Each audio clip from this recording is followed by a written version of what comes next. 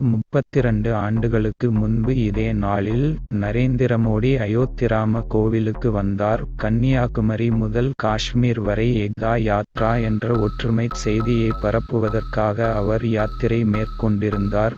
ஜெய் ஸ்ரீராம் கோஷங்களுக்கு மத்தியில் ராமர் கோவில் கட்டப்பட்டால் மட்டுமே திரும்புவோம் என்று நரேந்திர மோடி சபதம் செய்தார். காஷ்மீர் இந்தியாவுடன் இணைக்கப்பட்டது என்பது சுதந்திரத்திற்குப் பிறகு ஜனசங்கமும் பாஜகவும் நாட்டை ஒன்றிணைப்பதற்காக மேற்கொண்ட தபஸ் ஆகும். நரேந்திர மோடியின் ஆட்சியில் இறுதியாக பலன் தந்த ஒரு தபஸ்யா. எண்ணற்ற இந்துக்களின் பல நூற்றாண்டுகளின் விடாமுயற்சிக்குப் பிறகு பகவான் ஸ்ரீராமர் ஒரு பெரிய கோவிலில் அவரது ஜென்மபூமியில் மீண்டும் நிலைநிறுத்தப்பட்டார். இந்த பயணம் அதன் சரியான முடிவுக்கு நரேந்திர மோடி பார்க்க விதிக்கப்பட்டது.